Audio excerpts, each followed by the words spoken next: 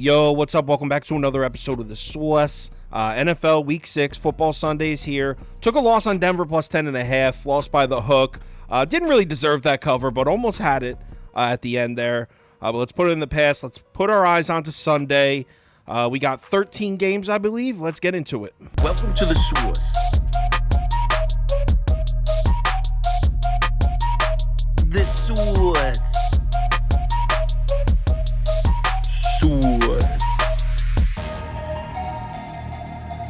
Hey, get the sauce. First up, Ravens at Titans. Well, actually not at Titans. They're overseas in Europe. But it's Ravens versus Titans. Line is Tennessee plus 4.5. Total sitting at 42. So this line was actually at 4 for most of the week. It just recently moved up to 4.5 earlier today. I'm recording this on Friday night. And it seems like everyone's taking Tennessee here. I think closer to kickoff, this is going to be a pretty public dog at plus 4.5. A little bit of reverse line movement there. So it's no secret that Baltimore's offense has been struggling. Lamar Jackson's fumbled 7 times already this season. He's thrown 2 picks. 3.6% turnover worthy throw rate, which is 28th in the NFL. Pass protection has definitely been a problem for the Ravens. They're just 28th in adjusted sack rate, but some of these sacks may be on Lamar Jackson though, because they're allowing pressure and QB hurries at a lower rate, 16th and 13th in the NFL. So Ravens offensive line might not be quite as bad as you think. Also, we have to mention that offensive line has been dealing with injuries. Ronnie Stanley missed a game or 2 at left tackle. Tyler Linderbaum missed a game or 2 at center. I think they had a guard that missed a game as well. They were dealing with injuries, but everyone's healthy now. And the thing with Lamar Jackson is you could definitely poke holes in his game as a passer, but I actually think right now he's a bit undervalued in that department. He's 13th in the NFL in yards per pass attempt, 5th in adjusted completion percentage, 14th in passer rating. Keep in mind, his wide receivers were dropping everything last game. I mean, Baltimore probably beats the Steelers by double digits if their wide receivers can hang on to the football. Ravens wide receivers dropped 3 touchdowns in that game, 3 touchdowns. And Tennessee's secondary is bad. I mean, it's not good at all. They're 27th in pass defense DVOA, 24th in yards per attempt, 29th in opponent's passer rating. Titans are great against the run, or at least they were. We'll get to that in a second.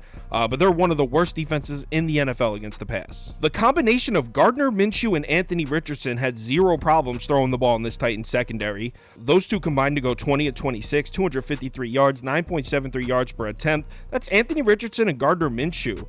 I mean, Lamar Jackson should be able to sling the ball all over this Titans secondary. And I know this Titans run defense is usually scary. I mean, they've been one of the best run defenses in the NFL for a couple years now, but they've been without Tart at nose tackle for 2 weeks now, and you can 100% notice the difference. I mean, he hasn't even practiced this week, so I assume that means he's probably not going to return to the lineup. Without him, they've been allowing over 132 rush yards per game on 5.1 yards per carry. Zach Moss just ran the ball all over Tennessee. 23 carries, 165 yards, 7.17 yards per carry. And before that, the other game they played without Tart, Joe Mixon averaged 4.8 yards per carry. Now, Cincinnati went down big and they had to abandon the run, but the Titans defense looks vulnerable to the run without Tart at nose tackle. And the Ravens have done a good job running the football this year. They're 4th in rushing yards per game, 7th in yards per carry. They've rushed for 9 touchdowns on the season. I believe that's 3rd most in the NFL. After getting run all over by Zach Moss, you know Tennessee's making adjustments. Mike Vrabel's not going to let Baltimore do the same thing. There should be all kinds of opportunities for Lamar Jackson to make plays through the air in this game. On the other side of the ball, we got Ryan Tannehill on the road again. That's part of the reason I had Colts as my number 2 bet last Sunday. Tannehill's tough to back on the road. These are his home-away splits in the last 2 seasons. 243 pass yards per game at home compared to 182 on the road. 6 touchdowns, 8 interceptions on the road. 9 touchdowns, 3 picks at home. Passer rating is a full 20 points lower on the road. I mean, no question, this dude just plays way better at home. Technically, this is a home game for the Titans, but obviously they're not at home. They're over in Europe. Against the Ravens defense, which has been excellent against the pass. 4th rated pass defense DVOA, 1st in yards per attempt, 3rd in opponent's passer rating. This is an excellent pass defense. And here's something we don't get to say often. The Ravens defense is actually healthy.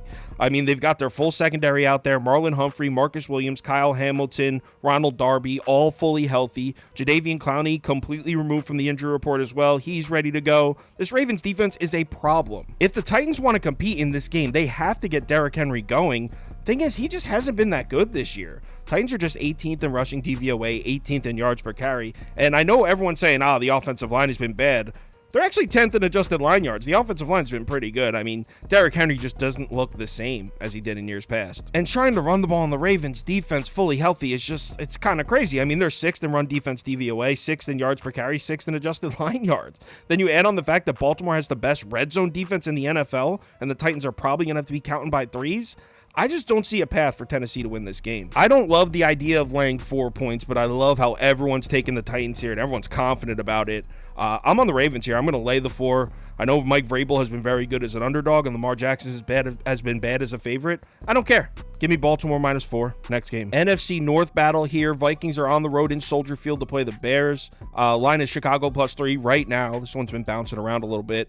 Total sitting at 43.5. So like I said, this line's been bouncing back and forth between 2.5 and 3. Action comes in at the Bears at 3, drops down to 2.5. Then action starts swinging towards Minnesota. They move it up to 3. As I'm recording this, it's at 3, but I wouldn't be surprised to see it drop back down to 2.5. So the Bears have taken just one of their last 6 matchups against Minnesota. It was back in 2020.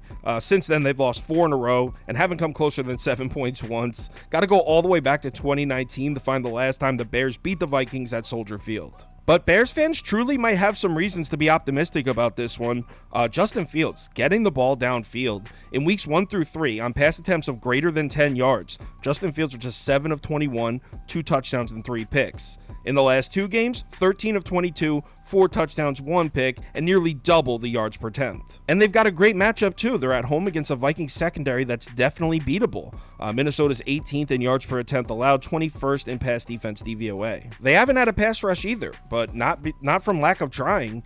Brian Flores has been blitzing more than any other team in the NFL. They are 1st in blitz rate, and it's resulted in the 30th highest pressure rate. 30th. So this looks like a prime opportunity for Justin Fields to keep throwing the ball downfield efficiently. The only problem with that, the weather's supposed to be terrible in Chicago on Sunday. Now, who knows with these weather reports? I hate making bets on anticipation of what the weather will be days in advance. I hate that. But obviously, we can't expect Justin Fields to have another explosive day throwing the ball downfield if there's 25-mile-an-hour winds and rain. But I don't think this is bad news, because I think bad weather only works in the favor of Chicago.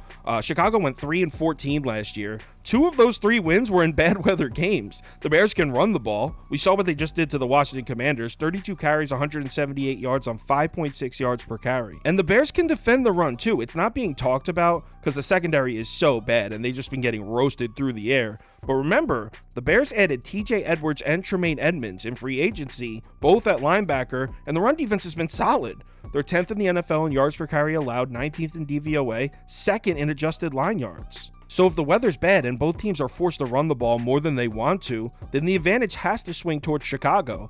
Obviously, we know Kirk Cousins is a better quarterback than Justin Fields, but in the rain and wind at Soldier Field, I might take Justin Fields. I mean, the Bears have a better run defense. You have to go with the Bears if the weather's going to be bad. We do have to mention that the Bears have serious injury problems at the running back position right now, though. No Khalil Herbert, no Roschon Johnson, no Travis Homer. So Donta Foreman's going to get the carries here. He's going to be RB1. Obviously, that's a factor because especially if there's going to be bad weather, the Bears are going to be looking to run the ball. But Donta Foreman can run it. I mean, he was good with Carolina pretty recently, so it wouldn't scare me off a Bears bet. Which is why I'm not placing any bets on this one right now. I'm definitely not on the Vikings. I'll say Bears or pass. You know what? I'll say Bears +3 for this video, but I'm going to wait till Sunday morning, and I'll let you know the final decision on the live show. I can assure you I won't be on Minnesota, though. It'll be Bears, or maybe if the weather's bad and everyone bets that total super low, I might take a late over. I'll let you know, 11 a.m. Sunday morning on the live show. Next game. AFC South division matchup here. Colts are in Jacksonville to play the Jags, fresh home from London. Line is Jacksonville -4.5. Total sitting at 44. Everyone's taking the Colts in this one. Public's all over the Colts. Over 70% of the tickets, over 90% of the money on Indy as of Friday night. Line actually moves from 4 to 4.5, so another game with some reverse line movement. I'm skipping this one for now. I'm leaning Jacksonville because last year the Jags didn't look too great, and then they went to London, won, came home, and then just went on a rampage. This year, they go to London, win 2 games, come back. I'm expecting them to go on another rampage, so I'm leaning Jacksonville. I'm a little weirded out by the movement from 4 to 4.5, so I'm going to wait this one out. I'll let you know the final decision on the live show Sunday, 11 a.m. Next up, Seattle on the road in Cincinnati to play the Bengals. Line is Cincinnati -3, at least it is right now. It's another line that's been bouncing around a little bit. Total sitting at 45. So just like the Vikings-Bears game, this line's bouncing back and forth between 2.5 and 3. It was at 3, then a bunch of sharp action came in on Seattle, dropped it down to 2.5. When it hit 2.5, everyone hammered Cincinnati. Now it's back at 3. Public seems to be pretty heavy on the Bengals here, so I doubt it moves back down to 2.5, but we'll see. So you got to think Seattle's looking to run the ball in this one. It's the glaring weakness of the Bengals defense. They're off to a terrible start defending the run. Cincinnati's defense is 29th in yards per carry, 30th in DVOA, and 25th in adjusted line yards. Even in the last game where they beat up on the Cardinals, Arizona still rushed for 142 yards on 6.5 yards per carry in that game. And Seattle's been running the ball well. Doesn't really get talked about much because obviously the stars of that team are Geno Smith and those receivers. But Seattle's got a nice, efficient run game brewing over there. 10th in yards per carry, 9th in DVOA, 8th in adjusted line yards. So that's a mismatch on paper right before we get started. Seattle's run game against the Bengals' run defense. And the reason it's especially important in this matchup, Geno Smith is really struggling on third down this season. On first and second down, Geno Smith is third in the NFL in EPA per dropback. On third down, he's 31st. So getting him into third and manageable situations would be huge to start trying to break that trend. The strength of the Bengals defense is obviously the pass rush with Trey Hendrickson. He just had 2.5 sacks last game against the Cardinals. Cincinnati's 9th in adjusted sack rate, 13th in pressure rate, 12th in QB hurry rate. I know those numbers don't sound amazing, but when Hendrickson gets hot, that pass rush can definitely be pretty dangerous. And I think Seattle's pass protection might be a bit overvalued right now. They've only allowed 7 sacks on the season, so at a quick glance, you would think, oh, wow, Seattle's offensive line has done a pretty good job protecting Geno, because that's 6th best in the NFL, just 7 sacks. They're back at 12th in adjusted sack rate, but 26th in pressure rate and 31st in QB hurry rate. So Geno Smith may not have taken many sacks on the season, but he's been under pressure for sure. And then you add on the fact that Seattle's dealing with a couple injury issues on that offensive line. They may be without both their starting guards in this game. Lewis is doubtful, Haynes is questionable. Cincinnati's pass rush should definitely be a huge factor in this game. Now, on the other side, you got the Cincinnati Bengals offense, and right now, the Bengals offense has to be the most difficult unit to handicap in the NFL. And the entire bet rides on it, rides on one simple question. If you go by this year's numbers, then the Bengals passing offense is awful, and Seattle +3 is an absolute layup. But if you think Joe Burrow was dealing with an injury and the Bengals offense is back, then Bengals -3 almost has to be the play here at home. So I don't know if I'm going to personally touch this game. I'm definitely going to wait it out till Sunday morning. I expect the public to come in pretty heavy on the Bengals Sunday morning. Usually, public tends to bet the day of. So if I can grab a Seattle +3.5, Seattle +4 closer to kickoff, maybe I'll touch it, but if it's at 2.5 or even 3, I doubt I'll play the Seahawks in this one. Next game. Panthers at Dolphins in the ultimate who gives a shit game of the week. Miami laying 14 points at home. I'm pretty sure all the 13.5s are gone. Total sitting at 47.5. So as expected, public's all over the Dolphins. It was all over the Dolphins last week as well. Over 90% of the tickets in on Miami. Over 80% of the money in on Miami. Entire world is betting the Dolphins. You could have gotten 13.5 for most of this week, but I think, like I said, they're gone. Most of the books have it at an even 14 now. I'm bringing this image up because I want everyone to see how close I was to my Giants +12.5 cover last week. Took a lot of shit for that bet. Giants had the ball on the 19, going in, minute 50 left. Now, did I deserve that cover? Probably not. There was a 102-yard interception return for a touchdown in there. But like I said, I took a lot of crap for that bet, and I just want everyone to know I almost had it. Nah, but on a serious note, I'm most likely not betting this one. Obviously, the whole world is on Miami, so I'll wait it out, and maybe right before kickoff, I'll see if I can get a Carolina +14.5 or something. But I don't want to waste any time talking about this game because it's not going to be on the ticket. Next game. Saints are in Houston to play the Texans. Houston catching 1.5 points at home. Total sitting at 42.5. We're looking at a bit of a pros versus public setup here. Public definitely leaning towards the Texans. Sharp action all over New Orleans. Line hasn't really moved. I saw it at 2 in a couple spots, but for the most part, you got 1.5s across the board in this one. So at first glance, this looks like a really nice buy low spot for Houston, coming off the loss to the Falcons. Also could be a sell high spot for the Saints, coming off that blowout massacre of the Patriots. So at first glance, I was on the Texans for sure. I am a little worried about their situation at wide receiver, though. Both Robert Woods and Tank Dell are questionable. CJ Stroud's been putting the ball on the money, but the last thing you want for a developing quarterback is to take away a couple of his favorite targets right in the middle of his development. Now, I know you're probably looking at this graphic and you're like, oh, wow, the Texans are missing their starting center and left guard. They're screwed. This is actually the healthiest the Texans offensive line has been all season. Tunsil missed 3 games. Titus Howard missed 4 games. The offensive line actually looks great compared to what they've been dealing with this year. This matchup comes down to CJ Stroud versus Dennis Allen. Can CJ Stroud continue to play at this level against an elite pass defense like New Orleans? Saints are 4th in yards per pass attempt allowed, 7th in pass defense DVOA. And if you look at the Saints pressure numbers, this shows you how good this Saints secondary has truly been. Saints pass rush is just 21st in adjusted sack rate and 25th in pressure rate. So credit to Dennis Allen and the Saints secondary for putting up elite numbers against the pass without even generating much pressure. But here's the thing about the Saints pass defense. They haven't been tested at all. Look at the passing attacks they've seen this season. Analytically, the most efficient passing offense the Saints have seen this year is Jordan Love and the Packers, currently sitting at 13th. Want to know where Houston's at? 6th. 6th in passing DVOA, 6th in yards per pass attempt. This is going to be the most dangerous passing attack the Saints have seen all season, and they're going on the road into Houston. I think we can count on the Texans offense to move the ball in this game. I just want to hear injury updates from those 2 wide receivers. On the other side of the ball, the Saints offense is just looking so stale. Just 23rd in overall DVOA, 21st in passing, 21st in rushing. Derek Carr hasn't thrown for more than 200 yards in a game since week 2. He did leave one of those games, I believe, in the 4th quarter, the Packers game. Was that in the 3rd or 4th quarter? So he did. One of the games wasn't a full game, but still hasn't thrown for more than 200 yards in 3 straight games. Obviously, a 34-0 shutout over the Patriots looks great in the game logs, but it really wasn't the Saints offense that deserves the credit for that. Offense had just 304 total yards in that game. Saints can thank Mac Jones and their defense for that blowout win. The big question mark on this side of the ball is going to be, can we trust the Saints run game? It hasn't been great so far this year. They're just 27th in yards per carry, 21st in rushing DVOA. But there's a couple factors here. Number 1, 3 of the 5 Saints games this year were played without Alvin Kamara.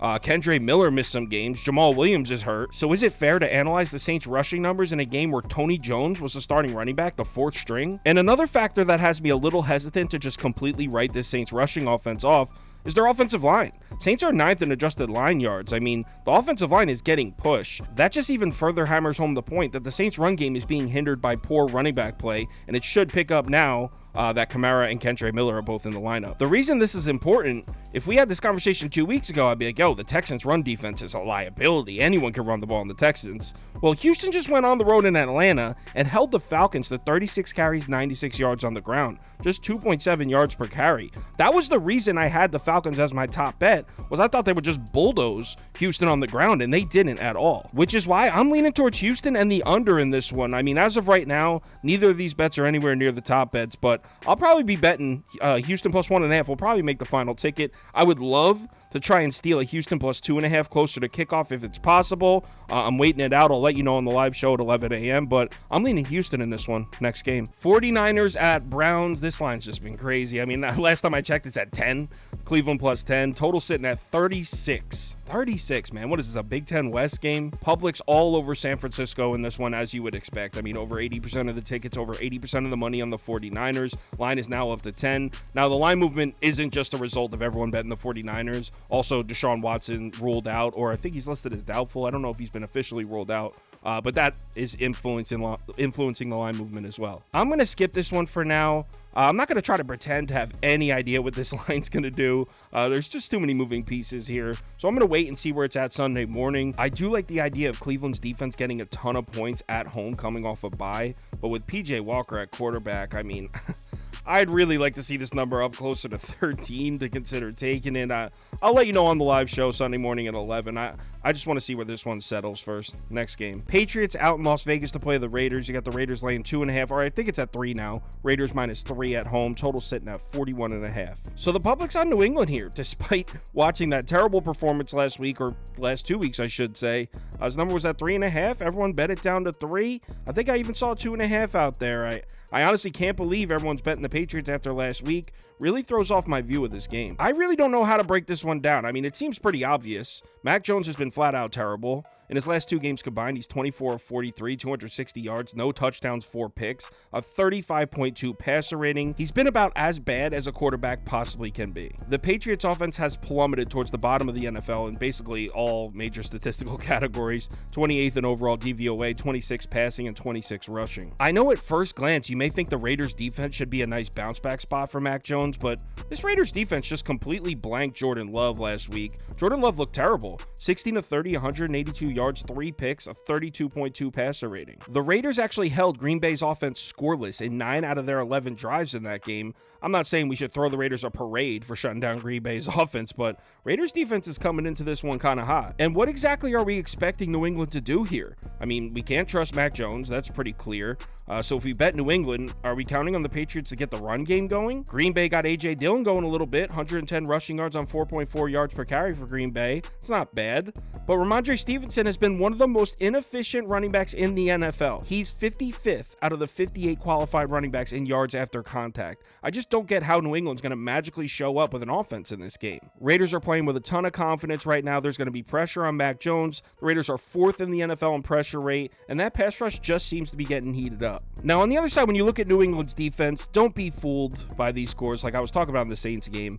Yes, the Patriots have allowed 72 points in their last 2 games, but again, this is not on the Patriots defense. Not that they've been amazing. That unit hasn't been amazing either, but it's on the lack of offense and the turnovers. They're just gifting away points. What makes this game so difficult is even if you want to stand firm, even if you want to be like, yo, this is the perfect time to buy back in on New England, their value's at an all-time low, even if you want to play that card, you got to also add in the fact that they are crushed with injuries. I mean, look at New England's offense. Reef and Cole Strange, they're still missing from that offensive line. They were out last week. And now Trent Brown and that guard, they might be out this week as well. I'm not sure. They're both listed as questionable. But there's a chance the Patriots could be missing 4 of their 5 starters on the offensive line. Juju Smith-Schuster is also out. This is just a mess. And it's not just offense. Take a look at the defense here. Obviously, Matthew Judon and Christian Gonzalez are missing. But they're banged up everywhere. It's not just the starters. I mean, the Patriots have 17 players on their injury report right now. My betting brain is telling me this is the spot I want to buy back on New England, but I just can't do it. I can't do it. They look so bad and they're so hurt. So it's down to 2.5, I think, on one book. I'm going to wait it out. If I can get a Raiders -2 or -1.5 with everyone betting New England, that would be beautiful. That might be wishful thinking. I don't think that's realistic, but I'm going to wait it out and maybe take the Raiders money line. Hopefully get it like -125, -130. We'll see. I'll let you know on the live show Sunday morning, 11 a.m. Okay, I'm running out of time here, so I'm going to rip through this Lions-Bucks one. We got Lions at Bucks. Line is Bucks +3. Was at 3.5. It dropped. Total sitting at 41. So like I said, this line did touch 3.5 for a little bit, but it's been at 3 all week. Public's on Detroit, but it's not crazy. It's actually somewhat split even. I would imagine the public comes in on the Lions, though, closer to kickoff on Sunday. Well, it's a Lions road game, so we got to start off with Jared Goff's home-away splits. They're not quite as extreme this year as they were last year, but still a noticeable difference. Jared Goff at Ford Field is an absolute beast. But on the road, his passer rating drops from a 113.3 to a 90.9. And things get even worse for Goff in this matchup. Tampa Bay lives in zone coverage. 72.5% of the Bucs' defensive snaps this year have been in zone coverage. That's 3rd most in the NFL. Jared Goff has roasted man coverage, 1st in passer rating, 3rd in net yards per attempt. But against zone coverage, those ranks dropped to 20th and 26th. And the Bucs have been excellent in defending the pass this year. DVOA-wise, they're the 2nd best pass defense in the NFL this year. So 2nd in DVOA, 5th in opponent's passer rating, 10th in yards per attempt. They're coming off a bye week, so they had 2 weeks to prep for Jared Goff. I know Goff's been a monster this year, and that Lions offense looks good, but this is a terrible spot for him. And then on the other side, Baker Mayfield's having the best year of his career. I mean, he's top 10 in the NFL in passer rating, completion percentages, and touchdown per game. We know that Lions pass rush is coming, but check this out. Look at Baker Mayfield's numbers under pressure this year. When pressured, Baker Mayfield is 1st in passer rating, yards per attempt, and completion percentage. The best quarterback in the NFL under pressure is Baker Mayfield this season, 3rd in PFF passer grade when pressured. He's handled it very well. And remember how Jared Goff has a bad matchup against the Bucs zone coverage? Well, Baker Mayfield is actually much better against zone coverage, and Detroit runs a lot of zone. Not nearly as much as Tampa does, but the Lions run zone more than man, and Baker's top 10 in passer rating and net yards per attempt against zone coverage. I got to cut this one short. It's coming up on 1 in the morning, and Prop Beaver's been here working for like 16 hours, so I got to get him out of here. But I'm on Tampa on this one. I wish I got it at 3.5. You know what's crazy? Prop Beaver actually texted our group chat and told us to bet the Bucs at +3.5. This was on like Wednesday, and I just ignored it, didn't listen. Now you can't find 3.5. In fact, I see a few Bucs +3s that are juiced to -115, so I think that ship has sailed. But I'll still take Tampa at the +3. 4 or 5 games I didn't have time to get to: the Commanders, Falcons, Jets, Eagles, Sunday Night Football, Bills, Giants, Rams, Cardinals. I'll go through it all Sunday morning, 11 a.m. when we make our final decisions. Hopefully you're able to make it. Hope to see you in the comments.